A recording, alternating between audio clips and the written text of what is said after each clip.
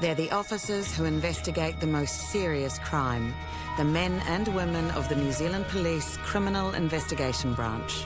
It's tough. You're dealing with some of society's worst bloody human beings. Hand-picked and highly trained, the detectives target killers, rapists, robbers and crooks and deliver them to justice. There's not too many occupations where the only product at the end of the day that you've got to sell is a term of life imprisonment. Dedicated, skilled investigators tell their stories. New Zealand detectives in pursuit of the truth. The purpose of the investigation is to establish the truth.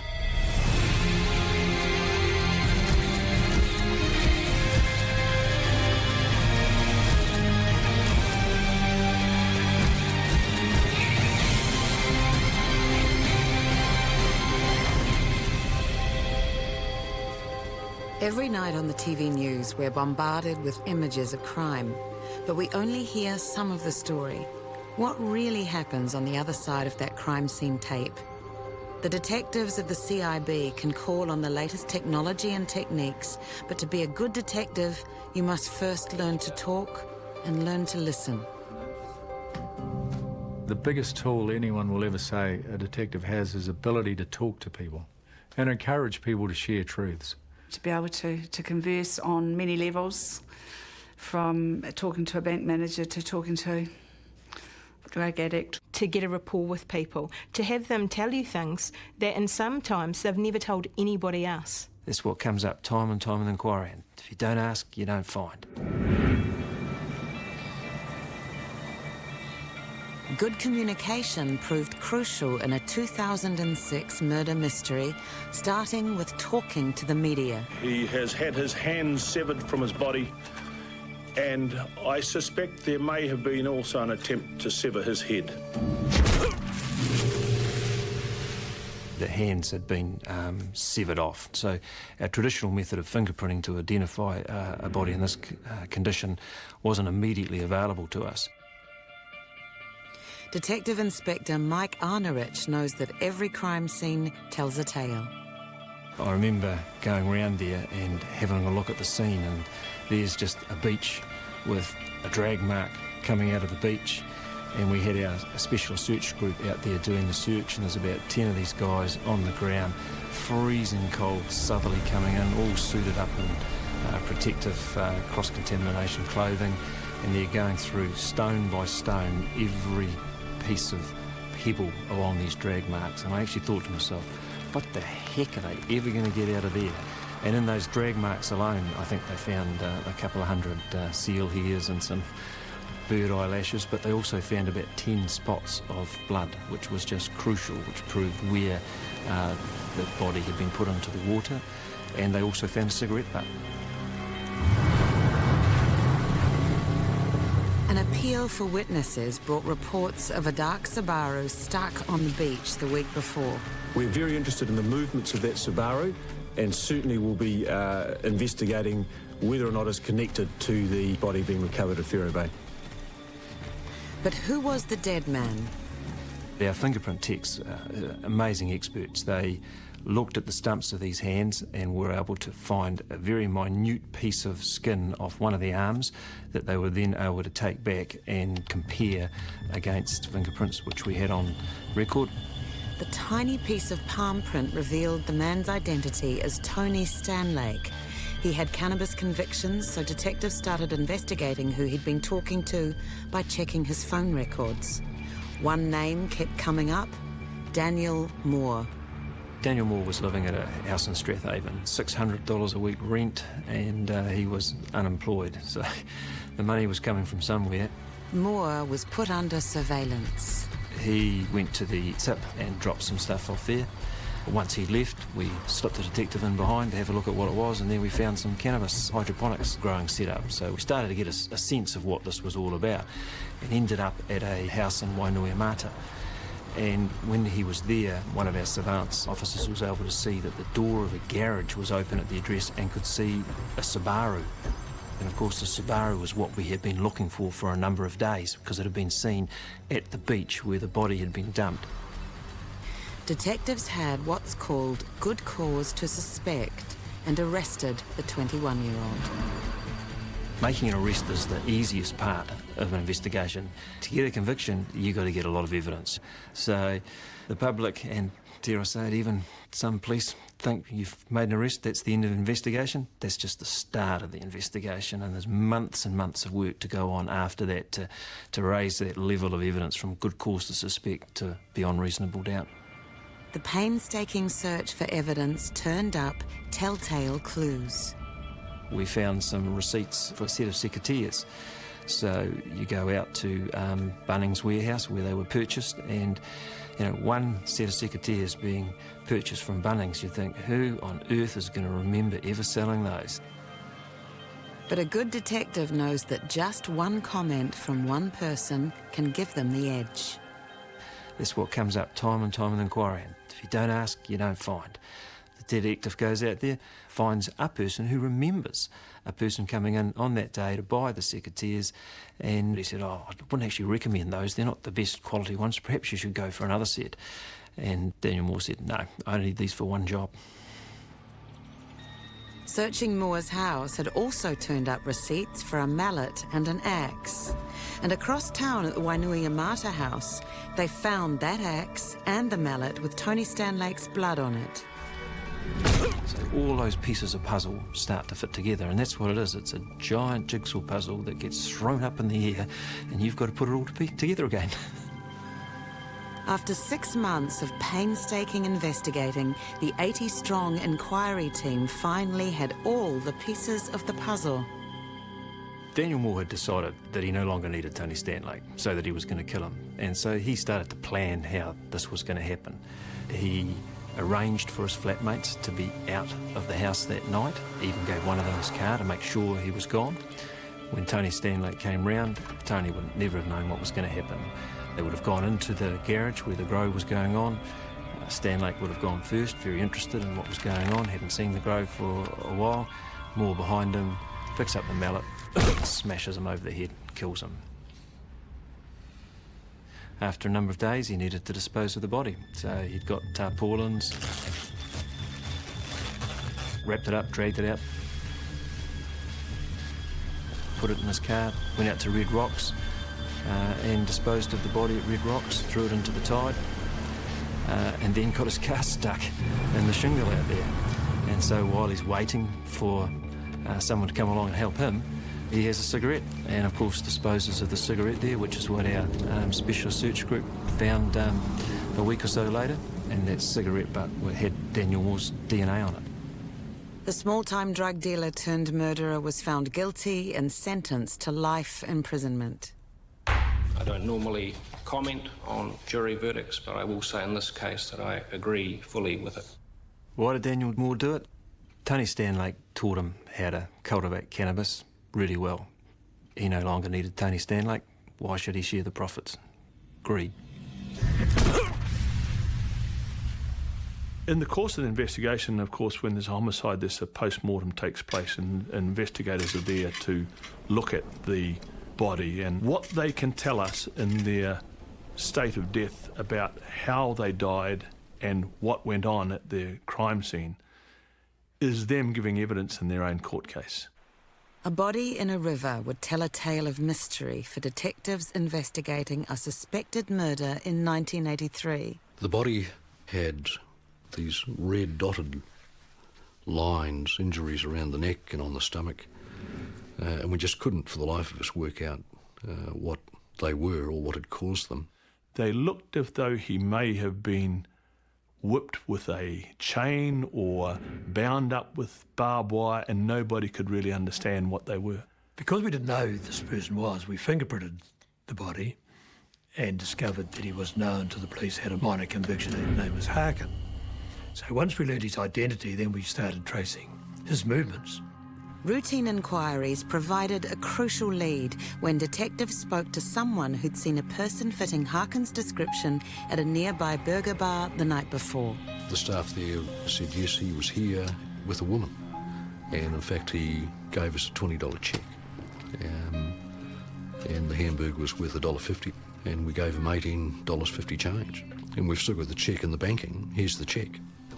Pieces of the puzzle were falling into place, but the biggest surprises were still to come.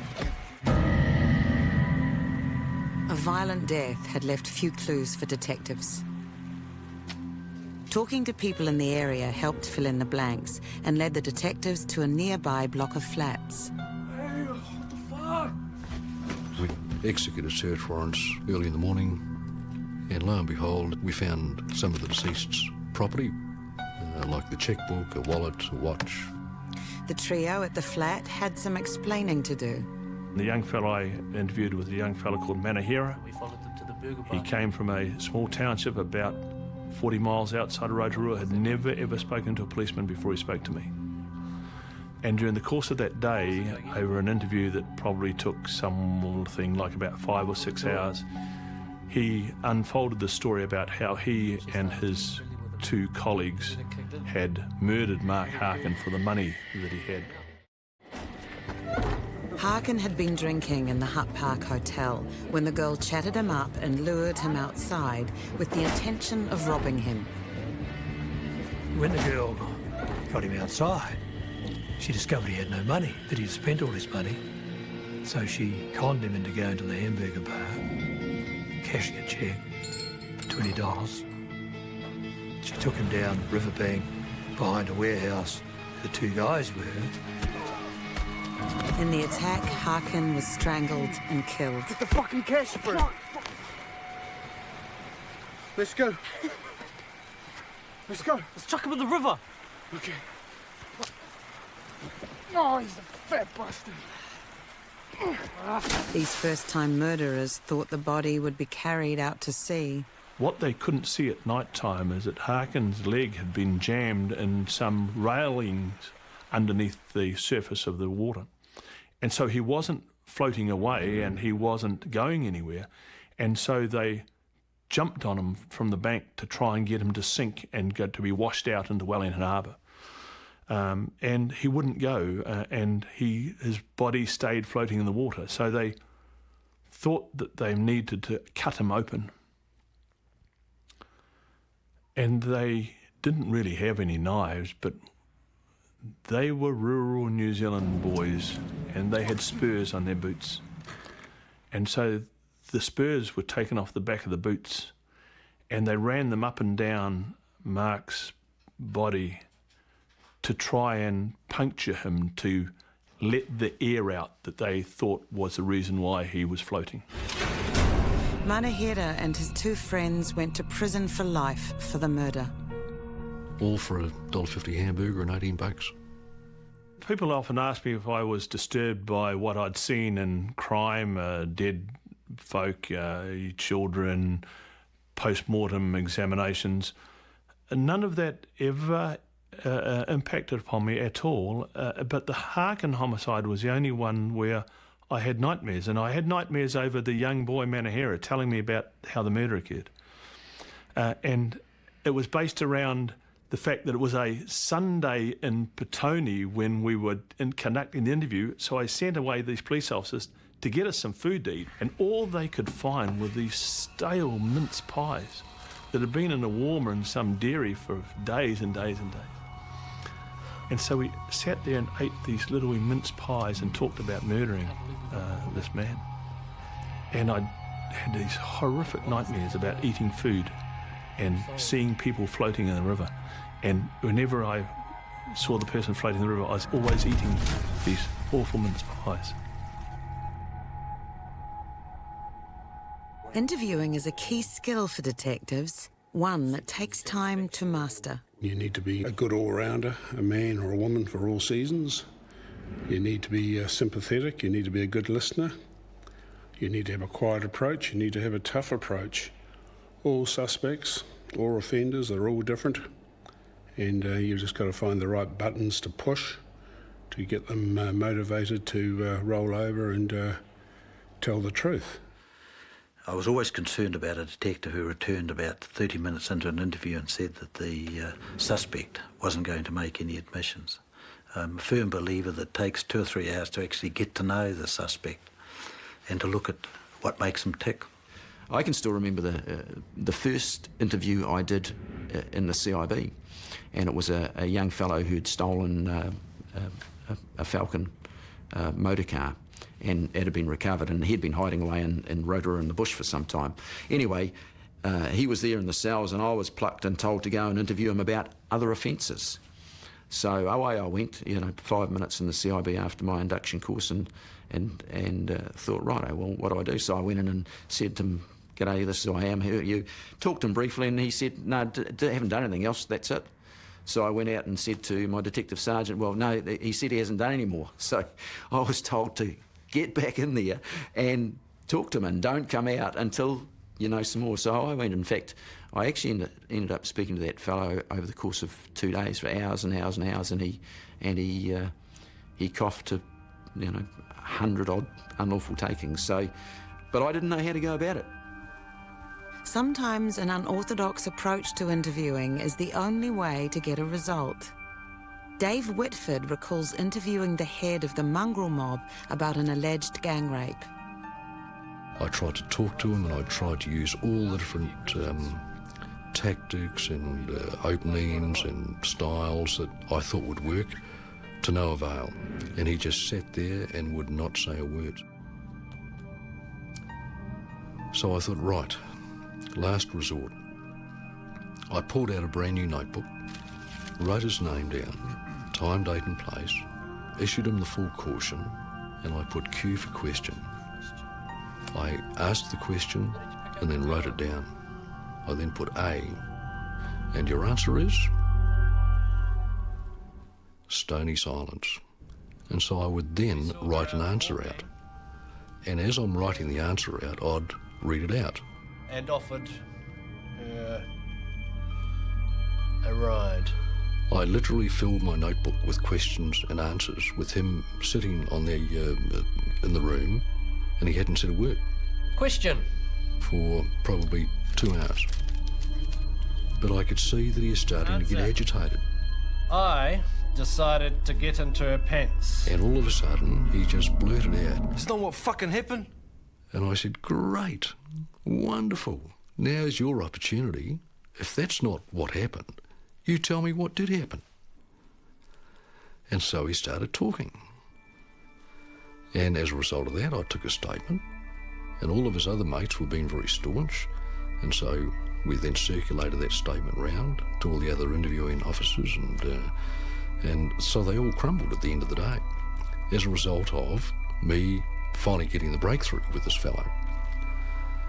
And he looked at me, he said, "Were you going to stand up and give that evidence in court?" And I said, "You'll never know, will you?" And I put the notebook away and I destroyed it later on, but he'll never know, and I wasn't going to give him the benefit of an answer. I interviewed a guy once, just as the New Zealand Bill of Rights are coming in.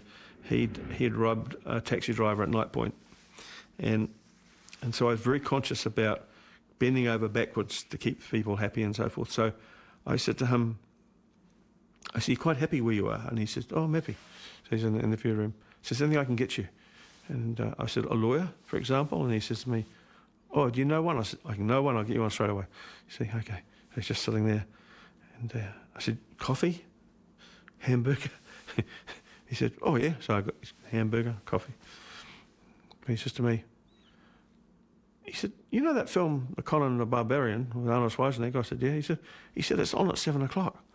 He said, "I couldn't see it, could I?" I said, "You want a TV? I'll get you a TV." And we had a 26-inch TV, so I wheeled it in. So he's now watching TV. And now I got him a hamburger, and his hamburger's watching TV.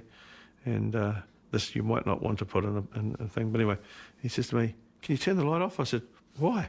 He said, "Because he's looking across at the Carlton Hotel or whatever it was in those days, and obviously he's looking through a window and there's a girl taking her clothes off, you see. So, he's sitting there and he's watching TV, Conan Barbarian, eating food, watching a girl take her clothes off.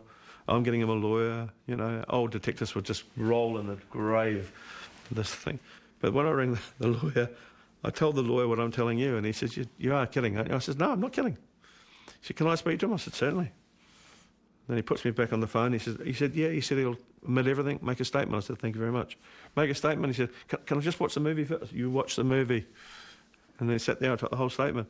And then I was talking to another hardened detective walked by, and I said, "Do you think we've been doing it wrong all these years?"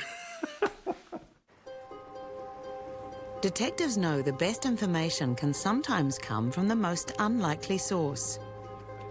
When one homeless man stabbed and killed another on Terry Batchelor's patch, the only witnesses were notoriously unreliable. One old lad came up to me and he hadn't shaved for a few days, and he's an archetype lag. He said to me, "Can I speak to you, please, detective?" Oh, I was quite taken back with the way he could speak, quite a clipped, intelligent sort of voice. And I said, "Yes." And he said to me, "I probably saw as much as could possibly be seen leading up to the event," he said, "of where," he said, "the other person was killed." I said, "Really?" So I thought, now, either he's really having me on or he's genuine. So he said to me, "Would you like to take a statement from me?" I thought, hold on, I should be saying this to you, I said, "Oh, sure." So I got the old Imperial typewriter, it weighed half a tonne, put my A4 paper on it, and I had my 2 fingers at the ready, because I was only, for 30 years I've been a 2-finger typist. He said to me, "All right." He said, "Well, begin." 1100 hours, I was walking along Newton Gully, and I saw a man running. And I'm going, "I can't believe this. Can you just slap a bit?" So anyway, the next thing, we get to the description of the old lag that obviously had stabbed the other old lag. And he said to me, "Look, do you want me to draw him for you?" Really? I could sketch him for you. Sketch him? That'd be brilliant. So I gave him a piece of paper, I gave him a pencil. So he's sitting there drawing him. I couldn't believe it. So he's drawing him, and he was obviously quite an artist. And I was still taking a statement, and he was dictating that. And then when he wasn't doing that, he was actually filling out the crossword as fast as he could put the letters in.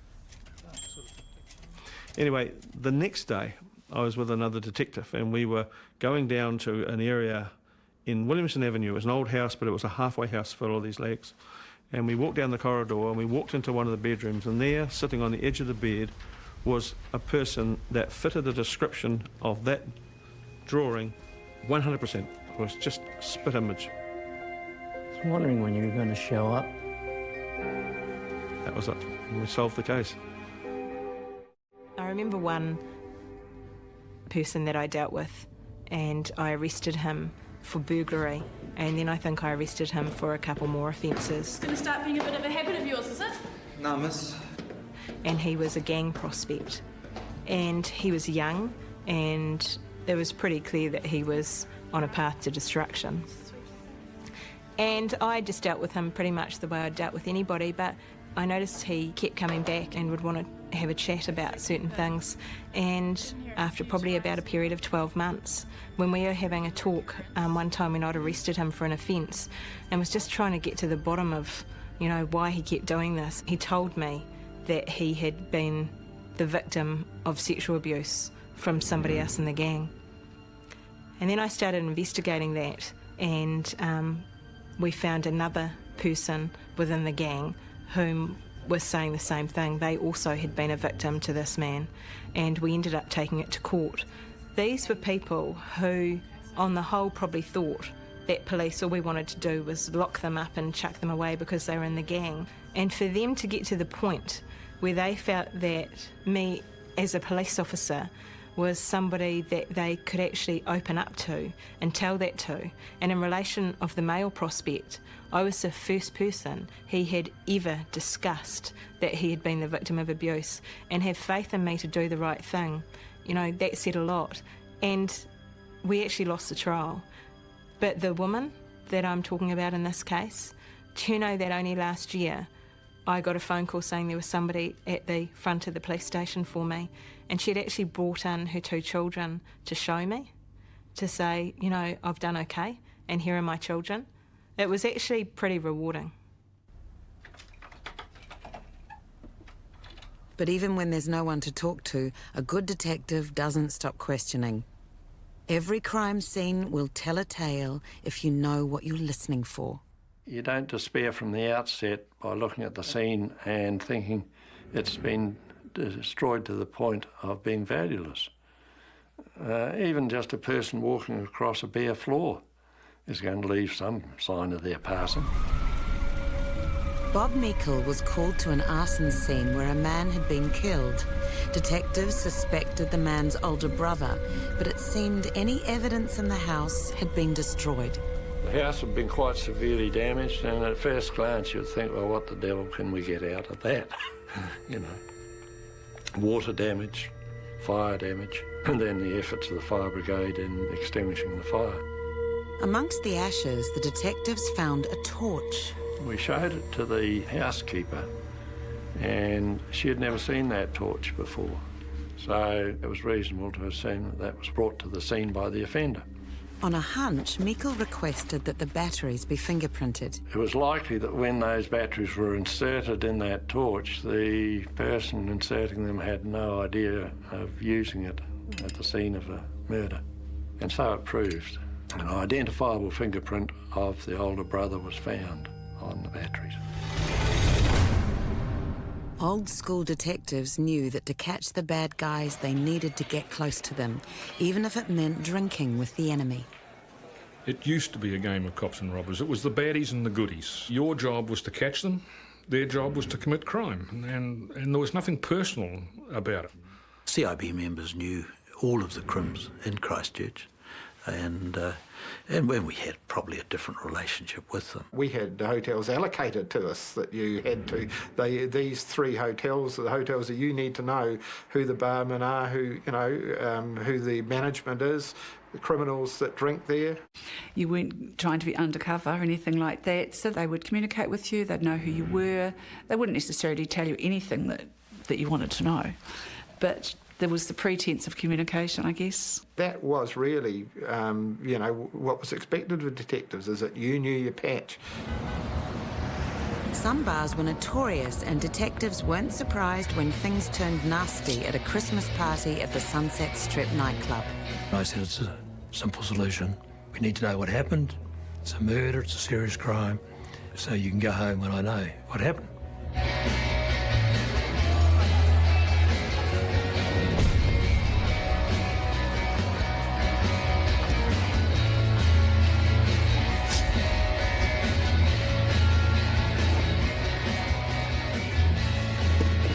One of the biggest challenges for detectives is trying to get the truth out of those who don't want to talk, like the guests at a Christmas party for crooks. I was home and the phone would have gone at around about 4 o'clock in the morning. A report of a stabbing in a nightclub. So I gave certain instructions, no one was to leave, everybody was detained in the club until I arrived. So we were confronted with 70 to 80 drunken folk who simply didn't like the police. They were the elite of Wellington's crime scene, and a dead body. The dead man wasn't saying anything, and neither was anyone else. Hurry it up, come on. It wasn't known at that stage who had done it and what had happened. Come on. So I ordered up some buses and took everybody to the Central Police Station, much to their consternation. Detectives examining the scene thought they had a breakthrough when they found a blood-stained knife. But their hopes were soon dashed. There were 38 knives we seized in that crime scene. I don't know how many of them had human blood on them, but I'd venture to suggest that probably 37 of them did. A lot of cannabis bullets and cannabis cigarettes, because these patrons had been there on their own and knew the police were coming to take them back to the police station, and quite rightly shed themselves of anything that was incriminating. With so many suspects and weapons, detectives turned to science to reveal invisible bloodstains, which might shed light on the case. The chemical luminol makes blood glow in the dark, even if the blood has been wiped away. And it lit up like a fairy cake. There was blood everywhere. There was blood smears on the wall, there was blood on the carpet, there was blood everywhere, which had probably been there from numerous fights and altercations in the nightclub over the previous year or two, but it was a lot. Finally, the partygoers in custody found their tongues, and detectives had a name. John Morgan was a fellow who'd had many brushes with the law and had a heap of convictions. And he was known as being a pretty volatile fellow. We got information that he was out at the Silverstream tip, where he was disposing of material, clothing and stuff. So when the police approached him, then we took off. We endeavoured to stop him at that stage, but he wasn't really interested in stopping for us.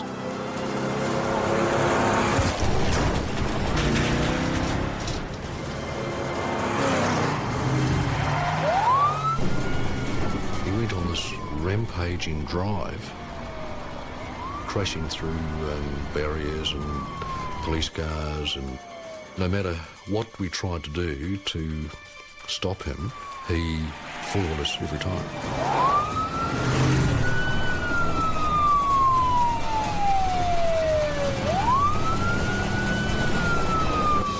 He ended up driving off the road onto some farmland where he was being pursued by a police dog handler and others.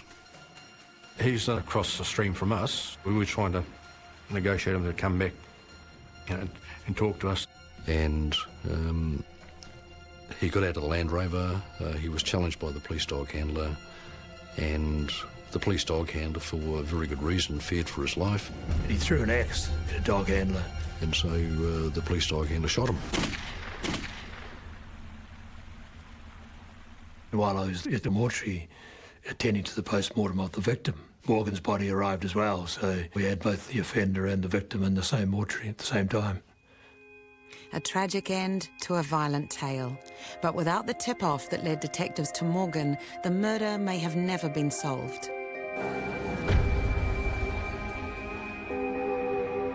Informants have long been a powerful tool in the work of the detectives. Without informants, the police couldn't exist. Some people can run informants very, very well, and it's an art.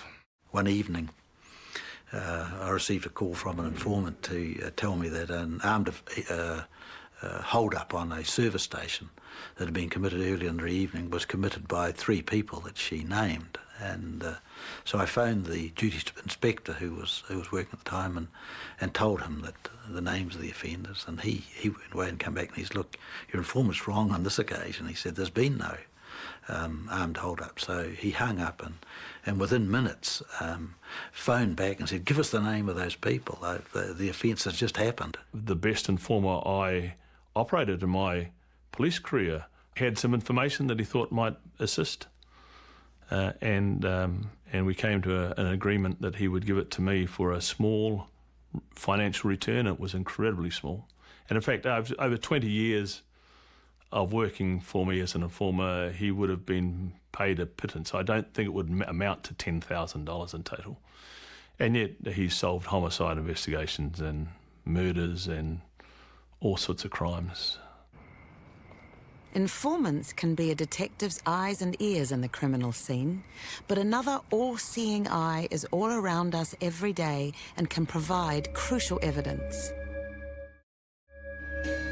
When a suitcase floating in Auckland Harbour was found to contain the body of a young Chinese man, detectives were at a loss to identify the victim of this grisly crime.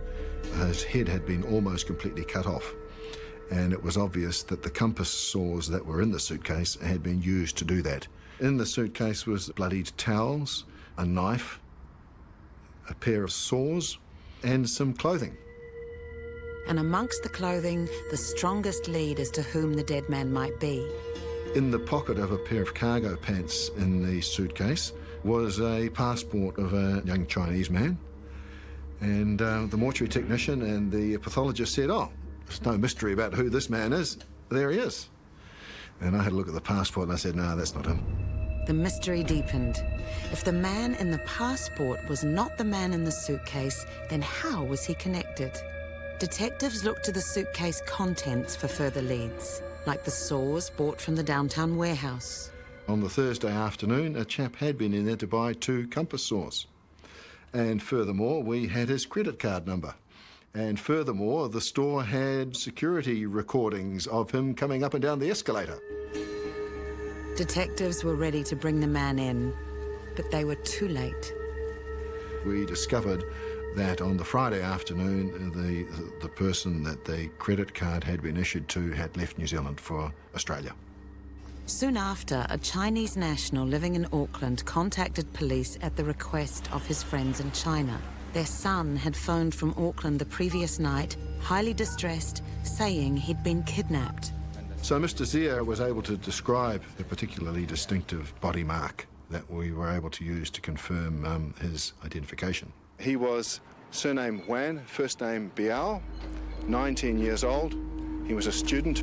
Another piece of the puzzle fell into place when detectives located the man whose passport was found in the suitcase. We were able to view security camera recordings for that building and were able to identify the passport holder and the man who had bought the compass saws entering and leaving that apartment at various times. The tales told by video surveillance would paint a damning picture of a callous murder.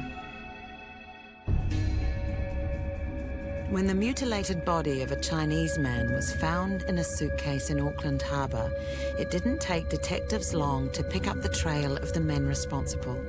One of them had left his passport in the suitcase, along with bloody towels from an inner-city hotel, where detectives found telltale signs of a violent assault. A luminol examination showed that there had been a clean-up of a fairly large blood spill in the bathroom of that hotel room. Examination of the security camera recordings showed our deceased in company with a couple of people that were starting to look familiar to us from the warehouse security recording and the Hobson Street apartment security recordings. Detectives pieced together all the footage from the night. It makes chilling viewing. Two of the offenders go to their flat to collect an empty suitcase. They pop out for a snack at McDonald's. And later they drag the now very heavy suitcase out of the apartment. Catch a taxi to the wharves, drag the body and the bag along the wharf and disappear out of shot. They then stroll back with no suitcase. Detectives now had enough to bring in the suspects. The owner of the passport, Mr. Li Zheng, was pretty cool during his interview until he was asked where his passport was, and he started telling us it was back at the apartment at Hobson Street, and then the detective showed him the passport and he just went quite quiet and white and asked for a lawyer and availed himself of his right to silence from there on. The man in Australia was arrested and extradited and all went to prison for the crime. Refusing to talk to detectives doesn't help when a picture paints 1,000 words. An investigator's gift of the gab could do more than solve a case. It could well save a life, as detectives would discover during a case that started with a missing person. She was last seen within about 200 yards of her home. She was leaning in the left-hand window of a car door in the main street of Waimate, talking to a driver. One of the residents there approached the police several times with tidbits of information. He couldn't identify the vehicle, he couldn't relate the make, manufacturer, he couldn't relate the colour. But the one thing that stuck in his mind about that vehicle was that the left-hand headlamp was yellow. You couldn't shake him on that point. Some days later, one of the detectives was returning back to the office and passed a car with that description. He turned round and we brought the suspect in. He was interviewed at some length by another detective and myself. Denied any involvement whatsoever. The farmer was a prime suspect, but detectives decided to let him return home, with Neville Stokes sticking close to him until the police search team arrived at dawn. I was somewhat amazed when he arrived home that he announced that he was going to bring the sheep in from the rear of the property into the yards. I tried to talk him out of this, but was unable to. He wasn't under arrest, so I said that I'd accompany him. He said that there was no four-wheel drive and it wouldn't be possible. He only had one horse. I noticed that there was, in fact, another horse there and suggested to him that I would ride the other horse. And he said, well, that wasn't really possible because the horse had been turned out, not used for some time, would be very flighty, and that in any event he didn't have a second saddle. By this time, of course, I was absolutely convinced that he was up to no good. Fortunately, I was from a country background and had some experience with horses, and I said that I would ride the other horse despite that. Got a sore backside riding this horse all around his property for several hours. When we arrived back, I started to help him draft the sheep.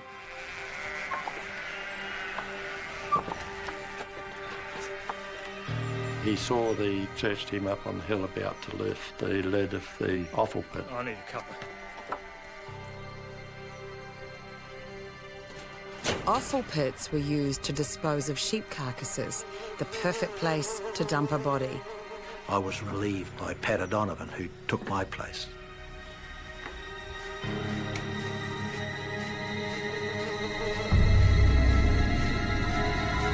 Get in here and shut the door. Before anyone knew what had happened, the offender had grabbed a rifle and taken Detective Pat O'Donovan hostage.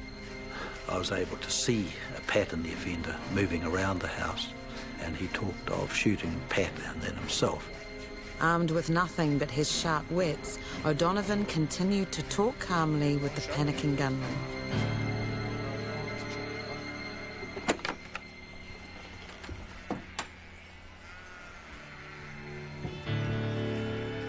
Pat came out with the offender.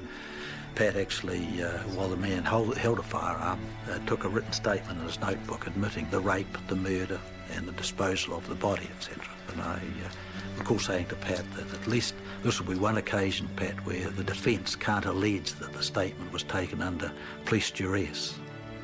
Understanding what made the offender tick, knowing how to talk and listen to him had secured the conviction and saved O'Donovan's life. But for detectives skilled in communication, the hardest part can be not talking about their cases. What went on in an inquiry didn't get discussed around the table at home. There was a point in our house, and I think it was a point, a procedure adopted by most detectives. What went on and what you were doing at work never went home. My family never knew what I was engaged in. Some of the particular gruesome detail you don't want to discuss with your family. I mean, I have in the past, and I've been sort of told off because it's not something that normal cops, partners want to hear all the time. I don't bring it home. I don't focus on the tragedy of it because I can't afford to do that. I can't afford to be a blithering mess at a briefing in the morning because it does no one any good. Does the victim no good? Does the family no good? Certainly doesn't do the staff any good. So you compartmentalise it, I suppose. I probably am resilient, but I'd be lying to you if I said that an odd case now and then that I don't go home and cry in the shower. You used to come home in the middle of the night, particularly involving homicides with young children, and even go into your room with your kids and buddies, see that they're safe, and even sit there on the end of the bed.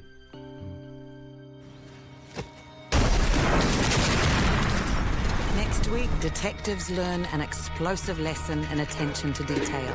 The walls were all punched in, the windows were all gone, parts of the house were found on the neighbours' properties. DNA testing adds a new weapon to the detective's arsenal. She would have fought for a knife, and that was the case because she scratched him.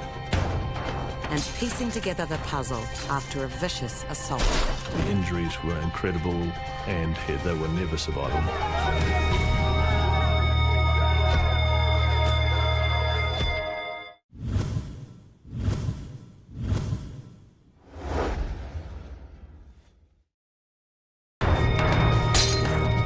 To win the fight against violent crime, detectives need evidence.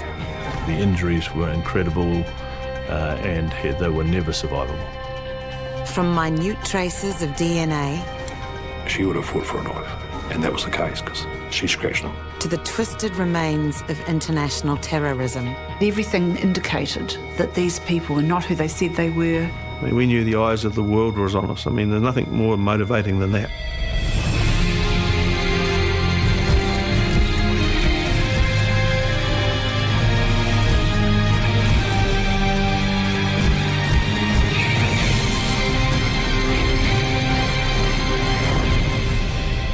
A thorough, detailed investigation takes time. When you're looking for clues at a crime scene, accuracy is everything. We train, we instill into our detectives ATD, attention to detail. That attention to every detail is probably one of the most critical attributes that you can have in a detective. ATD, attention to detail, attention to detail. It was the detail that would bring you success.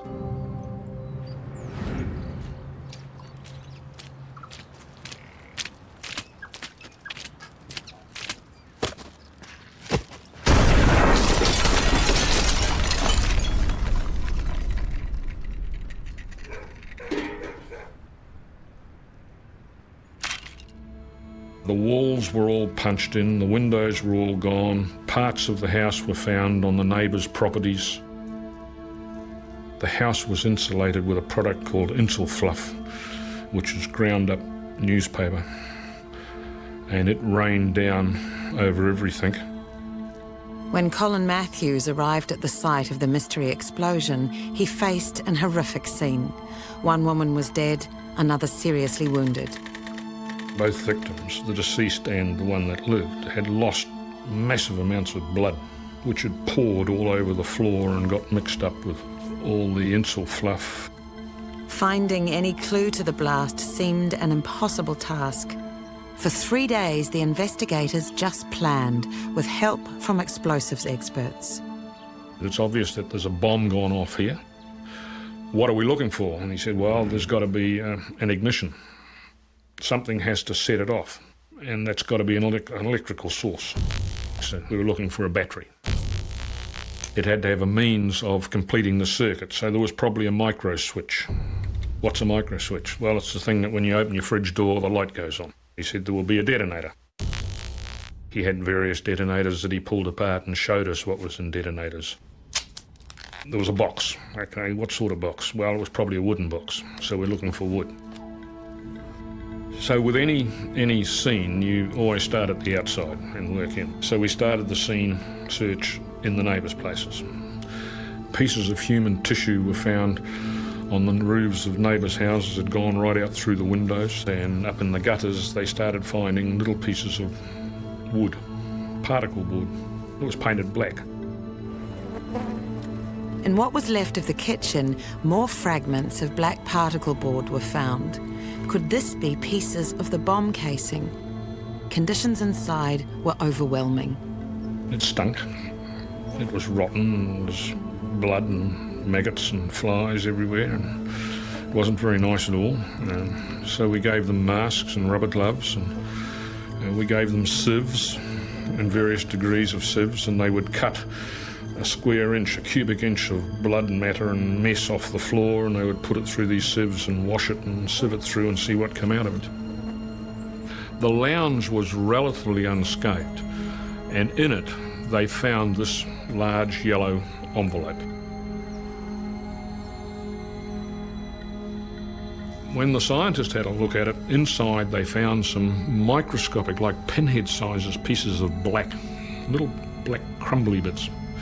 And they looked at it and they said, well, we think that's paint. Anyone, whether it be a post office employee who actually received the parcel for posting, or anyone that recognises the writing on it or has seen the parcel before, if they could contact their nearest police station, it would be much appreciated. The envelope went off to the fingerprint section in Wellington, and they looked at it and they said, we've got some prints on it. And we said, beautiful, wonderful. Detectives were now confident they were dealing with a parcel bomb. In any homicide, the body is the key exhibit, and the post-mortem on Michelle Stikovich revealed a pivotal clue. In her chest, we found an electrical connector, a bayonet connector, which turned out to be a German brand, Grote and Hartmann. And we did some inquiries and we found out that the only known source of those coming to New Zealand was on the wire that goes from the distributor to the coil on a 1955 Volkswagen. So then it was a matter of making all the links. We knew that her husband was in Kaitaia, and he was an obvious suspect right from the start. Because, people don't get blown up for nothing. There had to be a reason. And talking to the family, yes, it was estranged. There was a relationship there that had gone bad, and he had taken the children away, so we thought, right, great. The detectives searched the husband's house for anything that could link him to the bombing. Black paint, micro switches, perhaps a Volkswagen. They found that he had built a dune buggy, and underneath his house they found the remains of where he'd stripped the motor out of this thing, and the piece of wire from the coil to the distributor was missing. So we'd found a source for these Groton Hartman terminals. So we'd connected the scene in Rotorua with the offender's scene in Kaitaia. But the Volkswagen motor alone wouldn't be enough evidence. Detectives pressed on. We found where he'd rigged his own bell system using a microswitch on the door, so that when someone opened the door, the bell went off and let him know that that's what it was. So he had expertise in using microswitches, we knew that. And they saw a swirl of black paint where someone had tested a spray bomb. And they got a saw and they cut that piece of wood out that had the paint on it. They were later able to say that the paint they found in the garage at Kaitaia was indistinguishable from the little black flecks of paint in the post office bag and on the pieces of particle board that we'd found in the neighbours' roofs, in the house, all around the place. So we had that connection again. After 4 weeks of meticulous investigation amassing nearly 2,000 pieces of evidence, the detectives could make an arrest. David Stikovich was charged with murder. We were a day before trial, pre-trial arguments starting, and we got a phone call from his solicitor to say, could we present the indictment the next day? And I said, pardon, why? Because we're pleading guilty. And he said they looked at what we had, they couldn't fault what we did with the exhibits, they couldn't fault the scene examination, they couldn't pick holes in that, they couldn't fault the credibility of the scientists in the work they'd done, they couldn't get over the fingerprints. And he said, really, we had nowhere to go. We didn't have a defence. I spoke to him after he pleaded guilty, and we sat down in my office for a couple of hours. And I said, how did your prints get on it? And he said, every time I handled that bag, I wore gloves. I said, what about when you bought it? And he looked, he said, oh my God, you're right. Cases like the Rotorua parcel bomb proved that the tiniest details can come together to catch a murderer. Pieced together, even the smallest clues could provide a virtual roadmap to the guilty party. The crook involved had cut himself in the assault, and we followed a trail of blood away from the scene, and it went for about a good couple of miles away from the scene where the blood splatters were across the road, and he went along the footpath and he turned right and went down an alleyway, and as he went through the alleyway there was blood on the bars, and you could see that at one stage the blood was getting further apart, which means he was running quicker. Some of it was getting thicker, which means he was bleeding more profusely, and we eventually lost the blood trail in a particular area in Mangere, and so it was there that I decided to throw all our resource at a door-knocking phase that we call an area canvass. And our crook was in that area, and he was living in a garage, pretty much where the blood trail went cold. Sometimes the clues will lead you right to the conclusion.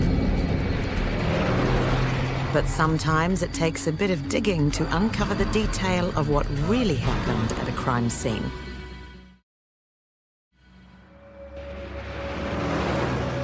Knowing the importance of paying attention to every detail, one young detective's keen eyes proved the undoing of a killer. Police were alerted when an elderly woman failed to meet up with friends. Detectives became suspicious when they investigated her husband, SPCA campaigner Alf Benning. They'd found that he had been withdrawing money in the last few weeks from her post office savings bank account.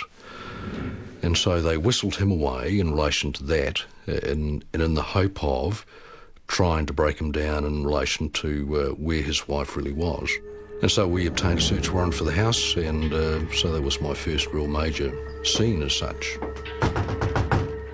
We knocked on the door, and here is this lady who turned out to be a lady of the night. She was servicing Alf from time to time, and then when he was fast asleep in bed in another room, she was in bringing her clients into the house and conducting her own business. Detectives searching the house noticed a small amount of blood in a crack in the laundry lino. We peeled back the vinyl floor covering, and blood had seeped through the crack and soaked into the floorboards underneath. So we became aware that obviously Mrs. Benning had probably met her end in the laundry. But they still had no idea where she was. The search moved into the backyard. Alfred was a meticulous gardener, but there was a new apple tree that had been planted, and one of my very keen young observant detectives realised that the grass had been turfed quite a distance away from the wee square of earth that was surrounding this new tree. Could the recent planting hide something more sinister? We came across the top of what appeared to be a newspaper parcel, and we peeled the emerging piece of paper away and realised that it was obviously flesh and hair and other bits and pieces. And we then started exhuming the body, and it had been wrapped up in several parcels. Head had been severed, arms, legs chopped off the body and wrapped in separate newspaper parcels, stacked on top of each other in a very large hole with an apple tree planted on top. Alf Benning was convicted of murder and later died in prison. Detectives had painstakingly combed the Bennings' entire house and garden for clues. But when a crime occurs on public property, containing the scene can be a challenge. As detectives discovered when a body was found lying in the middle of a busy road. It was a cold, windy Wellington morning, and this homicide scene was about 300 metres long, from the top of Brown Street, down Brown Street, round the corner in Adelaide Road and down to the corner of Girton Terrace.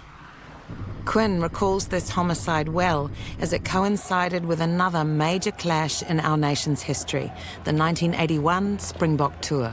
An inspector came to see us and said, "You're going to have to clear the rest of Adelaide Road, get off here, because thousands of demonstrators are going to march to demonstrate against the tour outside Athletic Park, which is directly up Adelaide Road from the crime scene." And I simply said to him, "No, they will not be coming through the crime scene, and we will stand and protect our crime scene to the death." And the demonstration came around into Adelaide Road, about 150 metres away from where we were. And the marshals, very responsible folk they clearly were, because they understood, they'd heard on the radio that there'd been a homicide and that there's an investigation going on. And they corralled their entire demonstration over onto the footpath, and they marched about 2 or 3 wide down the footpath, a great big snake of a demonstration, past our crime scene, and didn't disturb us at all. The dead man was well known to police, none other than local mob president Lester Epps from the gang pad just around the corner. There was more to this murder than met the eye. Brown Street itself was just awash with glass. We divided up the street into 10 areas, and we searched each area and we picked up all the glass that was in there, and that was named glass from area 1. We then seized the exhibits from the next area, looked for anything obvious. There was Epps's blood and other body tissue lying in the middle of the road, and then just swept the place spotlessly clean, and eventually we had Brown Street as clean as it had ever been in its entire history. At the bottom of Brown Street was an old ambulance. The mongrel mob's van crashed into a lamppost. Lester Epps had been keeping watch in the van that night before he was attacked. The windows were smashed and there was blood, weapons and clothing fibres throughout the wreckage. This was clearly good evidence, because if we can find an offender whose jersey matches the fibre in the broken window of the ambulance, this is fairly good evidence that he was there at the time that Epps was being attacked inside the ambulance. Back at the station, detectives sifted through the fragments of glass, matching evidence from the van to evidence from the street, building a picture of what had happened on Brown Street that night. The investigation uncovered that the Eastern Suburbs Rugby League club who drank in the Tramway Hotel were in constant tension with the mongrel mob that also drank in the same pub. The mongrel mob had apparently dealt to one of the league players' cars that was outside the Tramway Hotel. So the league players decided to get their own back and mount a bit of a campaign against the mongrel mob. Before dawn on Saturday morning, the team met up at the hotel car park with weapons, determined to exact a bit of street justice. Get him, boys. We think probably between 20 and 30 of them were on Epps in the van before he was aware that anyone was around.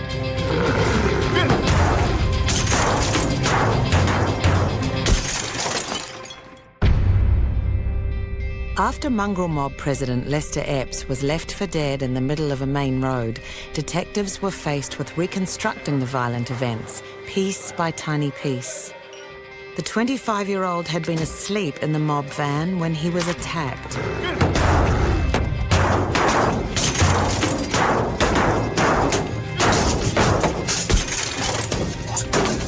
He's let the handbrake off and tried to steer the ambulance down the road. And the very last lamppost in the street, it hits it, and so it can't go any further. So he's being chased down the street by his attackers.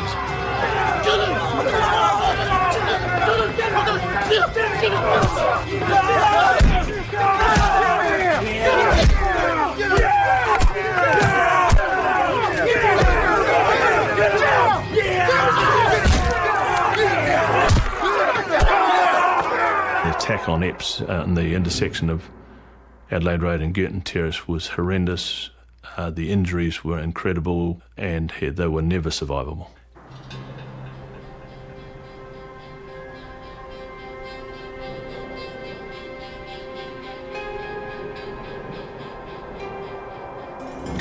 Evidence began to mount up. The investigators who were looking for the suspects, they were going out there and seizing jerseys and jeans and shoes, coming back, and in the soles of the shoes were broken glass, and we were able to later on, with scientific assistance, say that broken glass came from that part of the roadway. That jersey had those fibres in the broken window in that van. Some of the weapons had been just implement handles and such like, and we found one that had a broken end on it, very sharp broken end, and then when we did a crime scene examination where they had gathered, I found another piece of wood that matched that implement handle from the Brown Street homicide scene. And then later on, a detective doing a crime search of a suspect's house came in with the third part of the same handle. So he was struggling to explain why that part of a handle in his bedroom, part at the gathering point, part of it inside the homicide, it sort of like put him right in the box seat. There was no escaping the evidence from this thorough scene examination, and 11 members of the League Club were convicted of manslaughter and sent to prison for 18 months.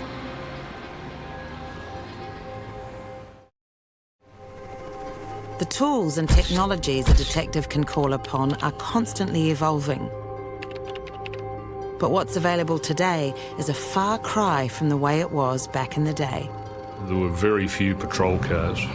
There were no radios. You had to have 2 pennies in your pocket to make a phone call back to Central in case of an emergency, and a clean handkerchief that was freshly ironed to kill the germs in case you came across an injured person in the street and had to tend their wounds. It was a common sight to see a detective leaving the station with his personal typewriter on the carrier of the bike. You had a bus pass which allowed you on the buses and on the trains free of charge as long as you could produce it. If you happened to be making an arrest, it wasn't unusual to bring the prisoner back on the bus with you. The arrival of computer systems in the 1970s was revolutionary. Detectives could now access national records almost instantly. The Wanganui computer system in its contract for the police said that when you do a query on a person or a car, you will get a response from the computer within 17 seconds.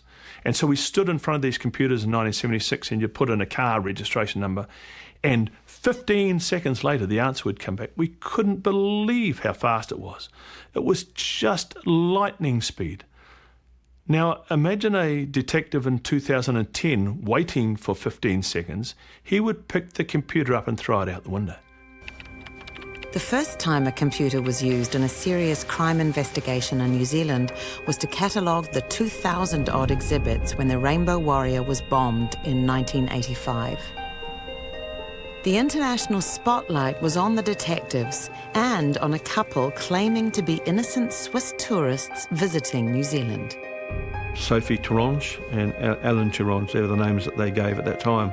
Everything indicated that these people were not who they said they were. She was very pasty-faced, meek, mild, tearful, painfully thin, and certainly not good-looking. He was a very arrogant man. They were both obviously under huge stress. You can imagine, it wasn't supposed to play out like that. The couple had stayed nearby. We found that they'd slept in different rooms, which I found unusual for a married couple. We searched the rubbish bins in the room and found a Tampats wrapper in French. Pieces of the puzzle flooded in from the public all over the Upper North Island. French sailors in Whangarei, inflatable dinghies abandoned at night, an outboard motor dumped in the harbour. Detectives suspected the two Swiss tourists were in fact French agents, and they now had to dot every I and cross every T to ensure a watertight case and a conviction. A detective needed to travel to Europe to build the all-important chain of evidence, and Cushla Watson became the first New Zealand woman detective to be sent overseas on an inquiry. It was decided that we needed to prove that these were false Swiss passports, and in order to prove that, Superintendent Alan Galbraith asked me to go to Switzerland to do the inquiries. After establishing the couple were not Swiss, Cushla travelled to France. Because we had located the tampon wrapper with French writing on it in the motel unit that we knew they'd stayed at, I needed to try and tie that in some small way, not totally, but by shopping in France where we believed they came from and buying the same item. It's just another little piece in the chain, if you like, to show that that item would have been purchased by her in France. It's critical to build a complete picture to establish guilt beyond reasonable doubt. The outboard motor and dinghy were tracked to a boating shop on the outskirts of London. Spent a lot of days at Barnet Marine talking with the staff there about this French man who had arrived to purchase the items. And then I tracked the taxi driver who picked up the Frenchman and loaded his taxi up with a big package, which was a Zodiac dinghy and a motor, and tracked the hotel that he took him to and interviewed the staff at the hotel and showed them a montage of photographs to see if they could pinpoint the man. The staff recognised one man, Gerald Andreas, alias Eric Audronc, one of the French yachties seen in Whangarei. Just all the little bits of the puzzle. After more than 4 months of investigating and preparation for the trial of the two French agents, a late guilty plea meant the court case was over in just moments.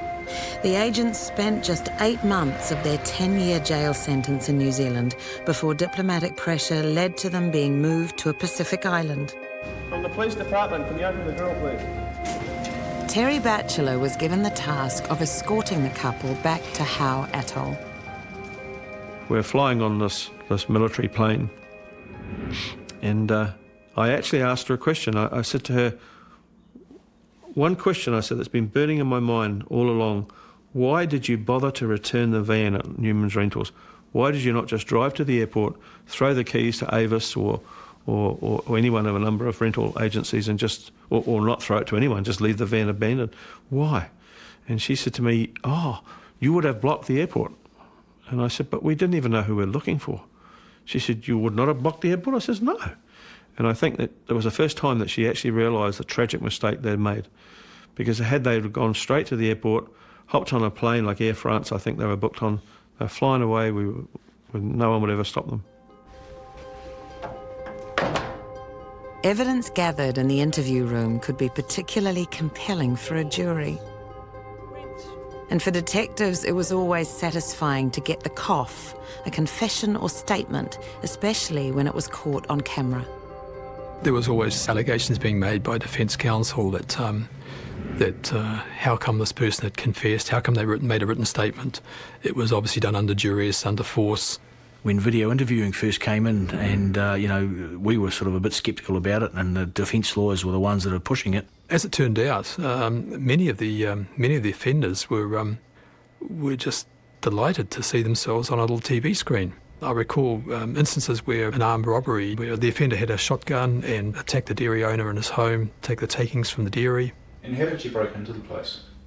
Well, I dived through the window and, oh, shoot, okay. So, grabbed my bag, not my gun, the window was here, yeah?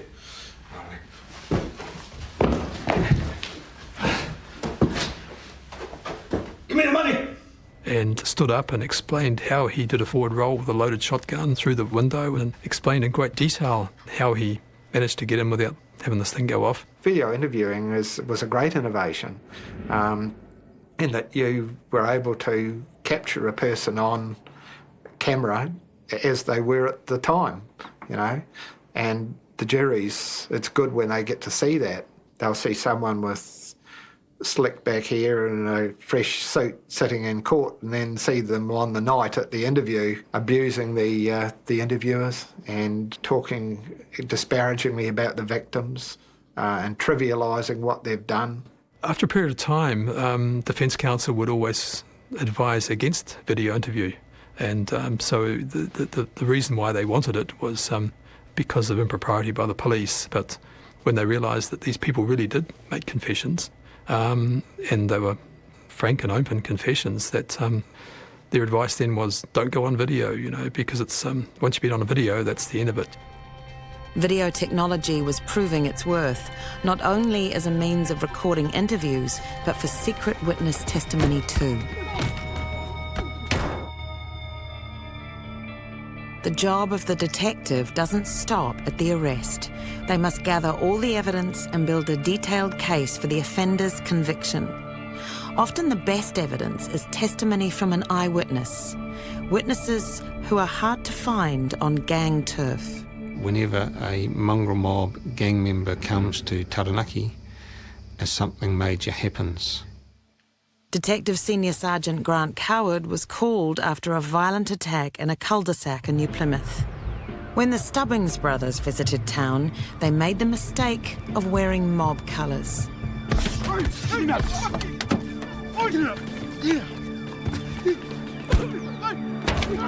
The Black Power found out they were there, so they attacked the vehicle that they were in and attacked Gary and his brother.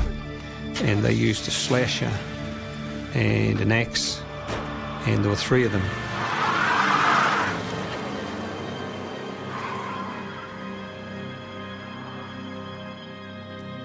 Police knew they were up against it.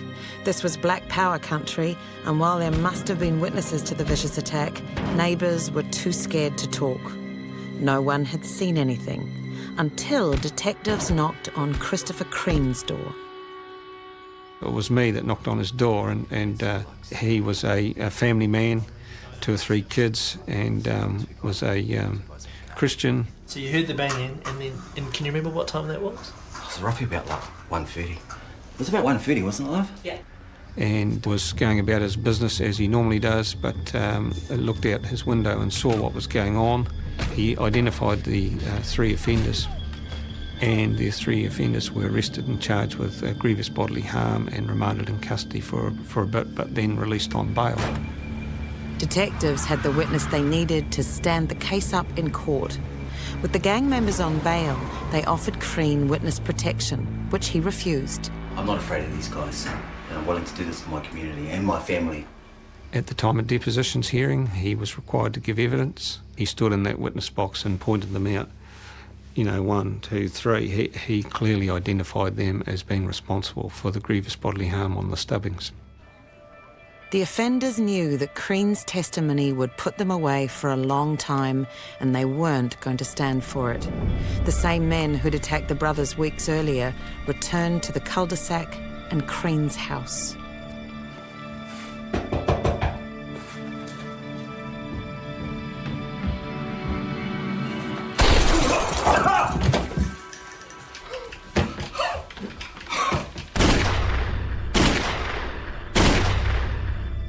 Christopher Crean died in hospital, and now the gang was under fire. The Black Power were rounded up, obviously. There was a few of them. The Black Power president decided to give Queen's evidence if he was given immunity from prosecution, which is rare. To avoid going to prison with his mates, the Black Power president gave evidence against his own via video testimony from a secret location. Chris Crean could no longer stand in court and give evidence on the attack he'd witnessed. But those attackers would not walk free. Convicted of murder, they were sent to prison for life. If I look back on my career, I could put my hand on my heart and say, thanks very much, Christopher Crean. You did New Plymouth a favour, because once those 4 guys were convicted of murder, the serious crime level decreased dramatically. And, you could personally thank Christopher Crean for that. Courtroom testimony relied on a witness's memory of events. Those memories can fade with time and become unreliable. But by the late 80s, new technology was being trialled that would revolutionise crime fighting. DNA testing ushered in a whole new level of microscopic detail for investigators, and forensic scientist Sue Vintner was at the forefront. DNA testing has got to the point now where it's extremely sensitive. We're able to get DNA profiles from only a few cells. So remember, recall back to the first DNA test needed a bloodstain the size of a 50-cent piece. Well, now we can DNA profile samples that are invisible. An investigation in 1992 was one of the first tests of the new technology. A woman jogger had gone to the toilets in Grantham Street, just below the police station, and when she went in, the place was covered in wall-to-wall blood. So she rushed out and contacted the police. The dead woman was English tourist Marjorie Hopegood. Marjorie came to New Zealand to trace her roots. She was born in Auckland in 1959, but was adopted by an English family when she was just a baby. She'd been back just 7 days when she was killed. Detectives began their detailed scene work. Fingerprints were sent to be checked against the National Collection. The toilet block was covered in blood, and samples had to be taken and tested. All the blood samples we took were the victims, except for this one little sample that was on the basin. Whose blood was it? DNA testing provided a profile that could be compared against that of a suspect, but detectives needed a suspect. A long list of possible suspects was created with the help of people living near the crime scene. Do you recall seeing anybody unusual in this area? Well, we see lots of unusual people in this area. A lot of people had seen the offender, and so we had identikit pictures of him, so we'd put them all around town. And as a result of the identikit pictures going out, people were dobbing in their mates and neighbours left, right and centre. We had over 300 names given to us. Every name that came in, we went and sucked blood from them. I'm going to ask you if you agree to give me a specimen of your blood. You haven't got any objections to that? No. Hundreds of blood samples were taken and DNA profiles extracted from everyone. As the testing dragged on, police continued to pound the pavement. One of the policemen putting the posters up just happened to walk past a chap in the street, and he thought, oh, he looks a bit like the offender, so he just took his name and put it in the pile. Went out and had a preliminary talk to the guy, and he does look very much like this picture, as close as I can see from the picture. And he won't give blood. The first request, he refused blood, which is always a bit of a clue that something's a bit strange.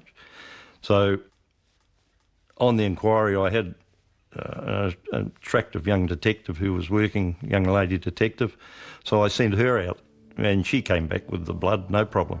It was the matching of that blood, plus a footprint and a palm print, that led police to Pico. And in very short order, he admitted doing it. The killing of young women, particularly foreign visitors, is always a shock to the nation, and it's no easier to stomach when you're a detective. Family man Colin Lyons headed the inquiry into the killing of another English tourist, Monica Cantwell, on Mount Maunganui in 1989.